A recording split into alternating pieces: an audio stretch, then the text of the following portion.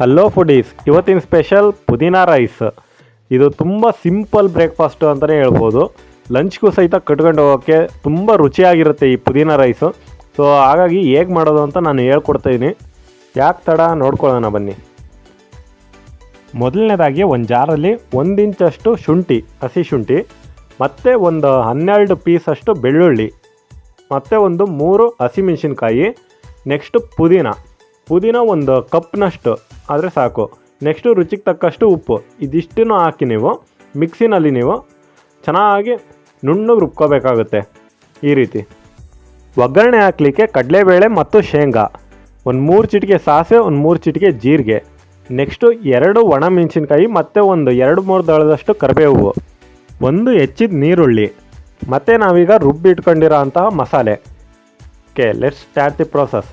ಮೊದಲನೇದಾಗಿ ಒಂದು 3 ಸ್ಪೂನ್ ಎಣ್ಣೆನ ನೀವು ಬಾಣಲಿಲಿ ಹಾಕ್ಕೊಳ್ಳಿ. ಈಗ ಒಂದು ಸ್ವಲ್ಪ ಅದಕ್ಕೆ ತುಪ್ಪ ಬೇಕಾದ್ರೂ ನೀವು ಆ್ಯಡ್ ಮಾಡ್ಕೋಬೋದು, ರುಚಿ ಜಾಸ್ತಿ ಬೇಕು ಅಂತಂದರೆ. ನಾನು ಒಂದು ಸ್ಪೂನಷ್ಟು ಆ್ಯಡ್ ಮಾಡ್ಕೊಂಡಿದ್ದೀನಿ ತುಪ್ಪನ. ಈಗ ಎಣ್ಣೆಗೆ ಜೀರಿಗೆ ಮತ್ತು ಸಾಸಿವೆನ ಹಾಕ್ಕೊಳ್ಳಿ. ಈಗ ಹಾಕಿ ಕೂಡಲೇ ಹಾಗೆ ಚಟ್ಪಟ್ ಅಂತ ಸಿಡಿಬೇಕದು. ಆ ರೀತಿ ಎಣ್ಣೆನ ಕಾಸಿ ಹಾಕ್ಕೋಬೇಕು ಅದನ್ನು. ಈಗ ಅದಕ್ಕೆ ಶೇಂಗಾ ಮತ್ತು ಕಡಲೆಬೇಳೆನ ಹಾಕ್ಕೊಳ್ಳಿ. ನೆನಪಲ್ಲಿಡಿ, ಇದನ್ನು ಲೋ ಫ್ಲೇಮಲ್ಲೇ ಇಟ್ಕೊಂಡಿರ್ಬೇಕು ನೀವು ಯಾವುದಕ್ಕೂ, ಇಲ್ಲ ಅಂದರೆ ಬೇಗ ಸೀದೋಗ್ಬಿಡುತ್ತೆ, ಚೆನ್ನಾಗಿ ಬೇಯೋದಿಲ್ಲ. ಅದಕ್ಕೋಸ್ಕರ ಲೋ ಫ್ಲೇಮಲ್ಲೇ ಇಟ್ಕೊಂಡು ಈ ಒಗ್ಗರಣೆನ ನೀವು ಹಾಕಬೇಕಾಗುತ್ತೆ. ಈಗ ಕರಿಬೇವು ಮತ್ತು ಒಣಮೆಣಸಿನ್ಕಾಯಿನ ಹಾಕಿ ನೀವು ಚೆನ್ನಾಗಿ ಫ್ರೈ ಮಾಡ್ಕೊಳ್ಳಿ ಒಂದು ಸ್ವಲ್ಪ.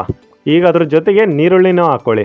ನೀರುಳ್ಳಿನ ಹಾಕ್ಕೊಂಡು ಇವಾಗ ಎಲ್ಲನೂ ಕೂಡ ಚೆನ್ನಾಗಿ ಫ್ರೈ ಮಾಡ್ಕೊಳ್ಳಿ. ಈಗ ಈರುಳ್ಳಿ ಸಮೇತ ಎಲ್ಲನೂ ಫ್ರೈ ಆದಮೇಲೆ ಲಾಸ್ಟಲ್ಲಿ ನೀವು ಅದೇನು ಮಿಕ್ಸಿಯಲ್ಲಿ ನಾವು ಮಾಡಿರ್ತೀವಲ್ಲ ಮಸಾಲೆನ, ಅದನ್ನ ಹಾಕ್ಕೊಂಡು ಇವಾಗ ನೀವು ಚೆನ್ನಾಗಿ ಮಿಕ್ಸ್ ಮಾಡ್ಕೋಬೇಕಾಗುತ್ತೆ. ಇದು ಸೀದೋಗೋದು ಜಾಸ್ತಿ, ಸ್ವಲ್ಪ ಲೋ ಫ್ಲೇಮಲ್ಲೇ ಇಟ್ಕೊಂಡು ಆ ಮಸಾಲೆನ ನೀವು ಫ್ರೈ ಮಾಡ್ಕೊಳ್ಳಿ. ಮತ್ತು ಜಸ್ಟ್ ಆ ಮಸಾಲ ವಾಸನೆ ಹೋದರೆ ಸಾಕು, ಅಲ್ಲಿವರೆಗೂ ಮಾತ್ರ ಫ್ರೈ ಮಾಡ್ಕೊಳ್ಳಿ, ಜಾಸ್ತಿನೂ ಮಾಡೋಕ್ಕೋಗ್ಬೇಡಿ, ಇಲ್ಲಾಂದರೆ ಕೆಳಗೆ ತಳ ಹಿಡಿದ್ಬಿಡುತ್ತೆ ಮತ್ತೆ ಸೀದು. ಈಗ ಕೊನೆಯದಾಗಿ ಕಲರ್ಗೋಸ್ಕರ ಒಂದು ಸ್ವಲ್ಪ ಒಂದು 1/4 ಚಮಚದಷ್ಟು ಅರಿಶಿನ ಪುಡಿ ಹಾಕಿ ಈಗ ಒಂದು ಸ್ವಲ್ಪ ಮಿಕ್ಸ್ ಮಾಡಿಬಿಟ್ರೆ ಮುಗೀತು, ಒಗ್ಗರಣೆ ರೆಡಿ ಆಯಿತು ಅಂತ. ಇದಕ್ಕೆ ನಾನು ಉಪ್ಪು ಬಳಸಿಲ್ಲ ಒಗ್ಗರಣೆಗೆ, ಯಾಕಂದರೆ ನಾವು ಮಿಕ್ಸಿನಲ್ಲೇ ಆಲ್ರೆಡಿ ಉಪ್ಪನ್ನು ಬಳಸಿದ್ದೀವಿ ರುಚಿಗೆ ಎಷ್ಟು ಬೇಕೋ ಅಷ್ಟು ಅಂತ. ಸೊ ಹಂಗಾಗಿ ಮತ್ತೆ ಭಾಳ ಉಪ್ಪಾಗ್ಬಿಡುತ್ತೆ. ಸೊ ಅದಕ್ಕೋಸ್ಕರ ಈಗ ಡೈರೆಕ್ಟಾಗಿ ಆ ಒಗ್ಗರಣೆಗೆ ರೈಸ್ನ ಹಾಕಿ ಮಿಕ್ಸ್ ಮಾಡಿದರೆ ಮುಗೀತು. ಇಲ್ಲಿಗೆ ಪುದೀನಾ ರೈಸ್ ರೆಡಿ ಆಯಿತು ಅಂತಲೇ. ಸೇಮ್ ಚಿತ್ರಾನ್ನ ಮಾಡ್ದಂಗೆ ರೀ, ಏನು ಜಾಸ್ತಿ ಏನಿಲ್ಲ ಇದರಲ್ಲಿ. ಸೊ ನಿಮಗೆಲ್ಲ ಇದು ಇಷ್ಟ ಆಗಿದೆ ಅಂತ ಅನ್ಕೋತೀನಿ. ಇವಾಗ ಚೆನ್ನಾಗಿ ರೈಸಿಗೆ ಮಿಕ್ಸ್ ಮಾಡಿ ಅದನ್ನು. ಇವತ್ತಿನ ರೆಸಿಪಿ ನಿಮಗೆಲ್ಲ ಇಷ್ಟ ಆಗಿದೆ ಅಂತ ಅಂದ್ಕೊಂಡಿದ್ದೀನಿ. ಇದೇ ರೀತಿ ಸಿಂಪಲಾಗಿ ನಾನು ಹೇಳ್ಕೊಡೋ ಅಂಥ ರೆಸಿಪಿ ಬೇಕು ಅಂತಂದರೆ ನನ್ನ ಚಾನಲ್ಗೆ ಸಬ್ಸ್ಕ್ರೈಬ್ ಆಗಿ ಮತ್ತೆ ಒಂಚೂರು ಸಪೋರ್ಟ್ ಮಾಡಿ ಸಾಕು.